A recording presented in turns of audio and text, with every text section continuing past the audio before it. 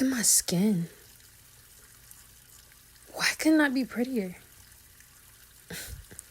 Look at my stomach. I'm so fat. No one would even care if I wasn't here anymore. I mean, do I even have purpose? Will I ever make a difference?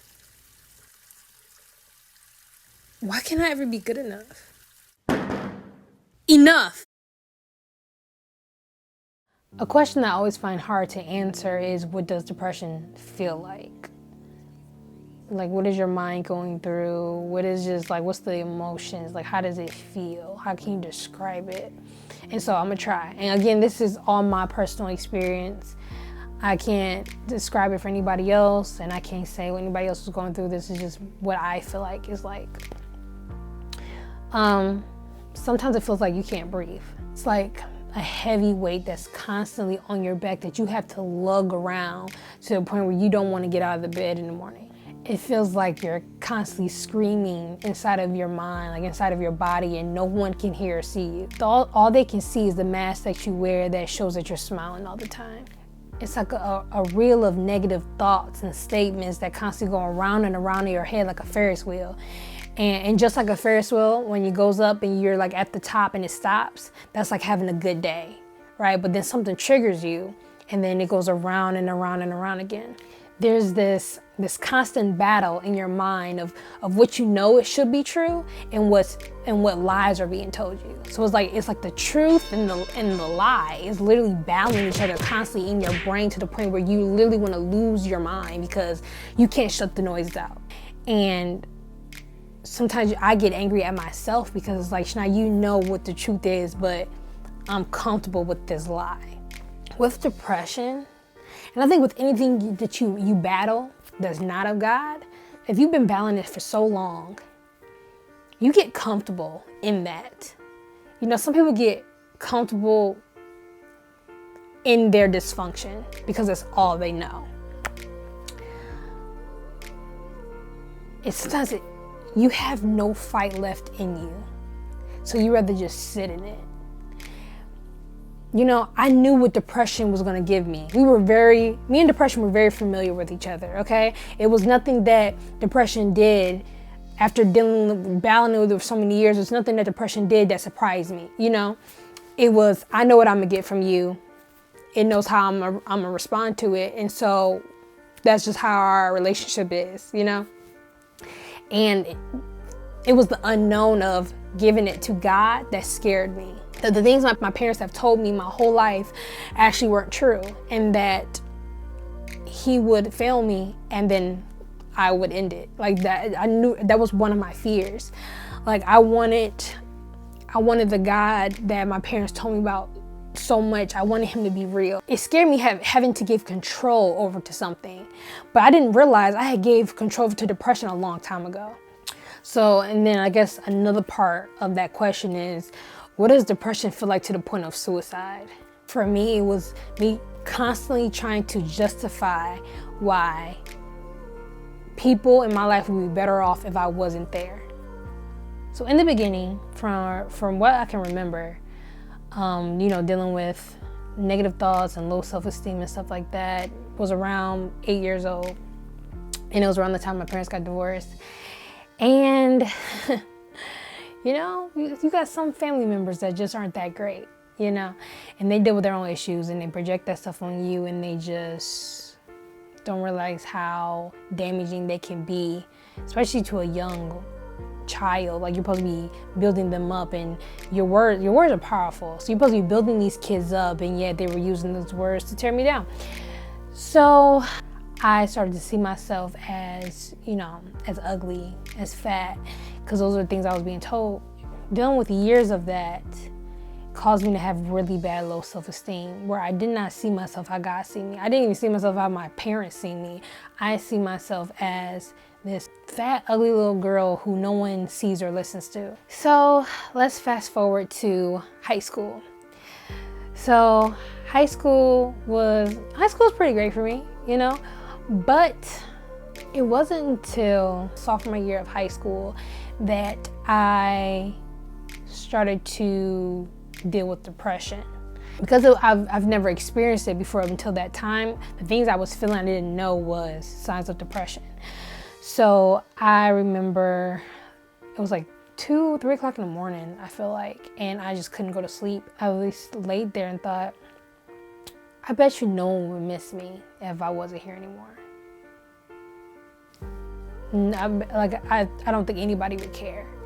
And that like scared me. And I remember jumping out of my bed and running downstairs. My mom was still up for some reason. And I went and just cried to her. And I was just like, I don't know what's going on, but I'm not okay. I don't even think I want to live, blah, blah, blah. And she was just so shocked. She was like, Shania, you're always laughing and smiling and happy like I would never know. And I said, well, I didn't want you to know. And so I made sure that's what you seen. I remember her telling my dad and stuff like that, but nothing was like really done. Meaning like I didn't go to therapy or anything like that. And then it went away. Like I was good for the rest of my sophomore year. I don't remember when my sophomore year it started, but for the rest of my sophomore year, I believe, and all through junior and senior year, I was straight. Like I was good. Freshman year of college, so much fun. I was straight. I was good. Even though I went through my first heartbreak freshman year of college, I was hanging out with people I shouldn't be hanging out with. I was partying a lot. So sophomore year hits of college, and I had met a guy over that summer, and we started dating. We dated into my sophomore year of college, and you know, I was still living life that I shouldn't have been living. You know, I was still hanging out with the wrong friends, still partying here and there. I was having sex, you know, just to be transparent. I was really just doing what I wanted to do. I truly believe that has something to do with why I fell back into depression sophomore year of college. And this time it was way worse. It was a point in my sophomore year where like I did not like how my life looked. I was stressed and I wasn't happy with the people I was friends with my relationship, with my organizations I was part of. I just wasn't happy, and I said like something's not right. And I remember asking God, if you don't want them in my life, take them away. Strip me of it. Strip me of the relationship. Strip me of the friends. Strip me of the organization. Strip me of everything if it's not of you. No lie, I don't think even a month went by. Broke up with my boyfriend. The dance team stuff I was on, gone. The friends I had, gone. It was just like, I was like, bet. I just was waiting for you to say that, and took everything away at once though. It happened like at once. And I fell hard into depression. And my wake-up call was when I woke up one morning and literally the feeling of disappointment washed over me because of the fact that I woke up. I was disappointed that I woke up. So I guess I went to bed that night hoping that I wouldn't. And that was like, okay, Shania, you need to get help before something bad happens, before you hurt yourself. So I told my dad, I was like, look, this is going on. This is what's been going on. And he was like, okay, so we're gonna have to go see somebody. So we went to the doctor, and then I was put on medication. No, honestly, the worst thing that could have happened, because the medication made me want to kill myself. Like, the medication was awful. The medication made me sleep all day. It made me throw up. And literally I had more thoughts of suicide with the medication. So one thing I remember the doctor saying, it was like, if you want to get off of it, we have to gradually take you off. So we have to give you smaller doses and to wean you off before we completely stop. I was like, bet, okay. I'm gonna do what I want. And so I stopped, and he was like, you can't, because I remember them saying if you were to just stop and go on, it'll mess with your hormones, it'll mess up, like it would make things worse. And I was like, okay, but I'm gonna do what I want. And I was like, I'm done taking these. And I remember I didn't tell my dad, I didn't tell anybody I stopped taking it. I just stopped because I couldn't take it anymore. And it was the same night that I decided I'm not taking them anymore. I remember sitting on the edge of my bed, and I was talking to God. I was like, look, you know, growing up, my parents told me that you're a healer. You're making a way of an escape for your children. I was like, I'm asking you right now to show yourself to me. Because if you don't, I won't be here anymore. Like, I knew for a fact that I wasn't gonna keep living like this. I wasn't even gonna try to live anymore, basically. So I remember saying that to God. And I think about it now, I'm like, yo, Shania, that's kind of ballsy to be like, God, show yourself to me. But hey, I was desperate and I didn't care at that point. I was like, look, talk to me, help me. Help me, help me. Remove some things or I won't be here. I literally heard God say, immerse yourself in me. Literally just be consumed with me. And so I said, okay. And he wanted me to just, literally, I didn't listen to any secular music. We went to class, came home, and just read my word and listened to worship music. I did that for a good 4 to 6 months or something like that. And then about the 4th month, my dad had called me and was like, you still take your medication? I was like, see, what had happened was, no, I'm not. And he was like, well, you seem so much better. You know, what are you doing different? And I said, I just been in my word. And he was like, what? I'm like, yeah, literally just been in my word for these last 4 months. And that's why I feel better. And it was crazy that alone was what was healing me. I was like, wait, I don't need medication. I don't need anything else. Oh, okay. I remember I was reading the story about the woman with the issue of blood. And I got to the part at the end where it says, he said to her, daughter, your faith has made you well. Go in peace. Your suffering is over. And I don't know why, but it was like Jesus literally was talking to me saying, daughter, your faith has made you whole. Go on and suffer no more. Like, it's like he was saying it to me. And I felt something break inside of me. And like that chain, that bondage that depression had on me was gone. And it was the most amazing feeling. I don't even know, I can't really describe it, but it was really like the chains had just fell off. And I remember just like crying because I felt so free. It was amazing. And that's really like in a nutshell, like a really condensed version of my testimony and just how God really got me to the other side when I didn't think there was one. And this is also the start of my walk with God. I've been in the church my whole entire life. So like I was saved because my parents were saved, right? But I didn't truly have a relationship with God. When I got to college, I did my own thing, you know? And yeah, if anyone asks me, I'm a Christian. And yeah, I'm saved and I'm living for God, but I wasn't. It took that to really build a genuine relationship with God for myself. I wasn't talking to God because my parents told me to. I wasn't praying because my parents told me to. I wasn't going to church because my parents told me to. I was going because I wanted to. What the enemy meant for evil, God used it for his good. So, you know, the enemy wanted me out of here and God used that to bring me to him. So I can't say, I don't live with regret. And anything I've done, anything that's happened to me, I don't regret any of it because it made me who I am today, and I love who I am today.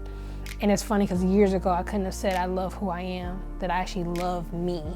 Like, I remember I think like 2 years ago, I was just like, Shania, it's time to heal. Forget about these guys, forget about things that don't matter, just focus on you. And I did that, and I remember realizing, yo, I'm a dope person. And I was like, that's cool to actually feel for the first time, actually truly loving yourself. Like, I love who I am.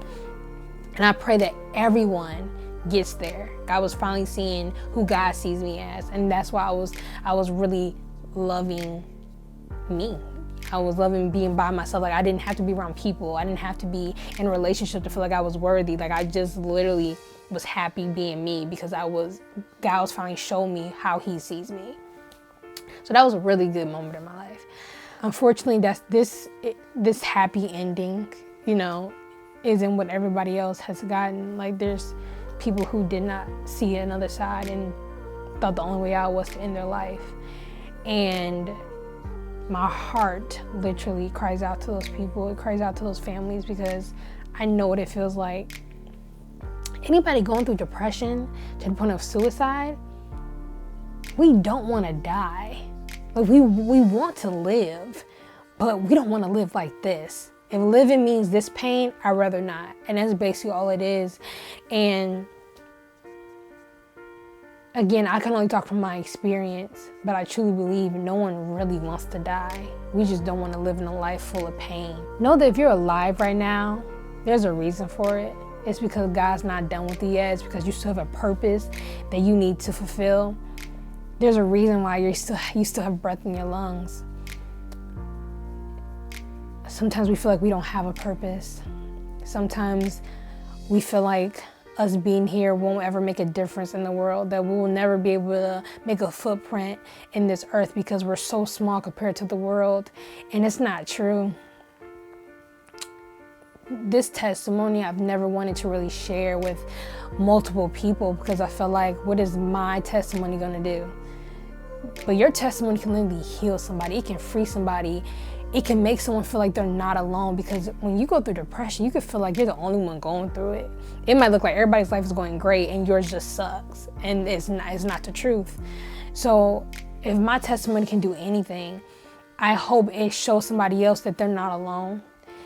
I pray that it shows somebody that there is another side to this. I think during this time, actually, I was at church and God gave me 2 phrases: live on purpose and live for purpose. And that's always stuck with me. Like one of my tattoos that I have, if the camera is picking it up, see if it will. Okay, this tattoo that I have on my wrist, it literally says purpose on it. And it was just 2 phrases God gave me during a dark period of my life that I'll never forget. And sometimes it sucks though, because it's like, I still sometimes go through those bad days. And it made me, I remember the first time I started to feel depression again, because I didn't feel it for like years after that. And then I started to feel it again. And I remember being scared because I was like, hold on, I thought I was delivered from that. But I don't think deliverance just happens and then you don't have to think about it again. I think you have to keep up with your deliverance like a daily thing. If you don't continue to live right, if you don't do the things you need to be doing, staying close to God, then those things can start to come back and mess with you, like familiar spirits and stuff like that. Or if, I think with me too, when I allow lies of the enemy to get the best of me, and then I forget what God tells me. So again, it's being familiar with his word, continue to go back and getting filled with his word, so that way those lies can easily get blotted out. Because I remember in college, I was driving home and I don't know what I was thinking about. Off top, the enemy was like, you can't do it. And automatically I was like, I can do anything through Christ who strengthens me. Like, it was like a instant response. And that's what God wants us to have, an instant response, having scripture to combat whatever the enemy says to you that's not true. He wants us to be able to do that in an instant, that we don't sit there and dwell on it. And now when I have negative thoughts and stuff like that, or if I'm just having like a down day, I validate those feelings. I say, you know what, Shanae, this is how you're feeling. This is why you feel this way. Okay, but now what's the solution? How are we moving out of it? Don't just sit in it. And that's the biggest thing that I've learned through all of this, is like, I might have some down days, okay? And that's okay, but don't sit in it. Move on from it. Validate it, acknowledge it, because you're human, but then move on. And sometimes it's easier said than done. Seriously. I believe everybody's testimony can help heal somebody. So the things you're going through aren't just for you, that's for somebody else too. So I believe I went through what I went through, not only for my own personal reasons, but also that I can help somebody else see that there is another side. So I will see you guys on my next video. Stay blessed, keep your heads up, and peace. If you or someone you know is battling with the thoughts of suicide, please seek help. You are not alone.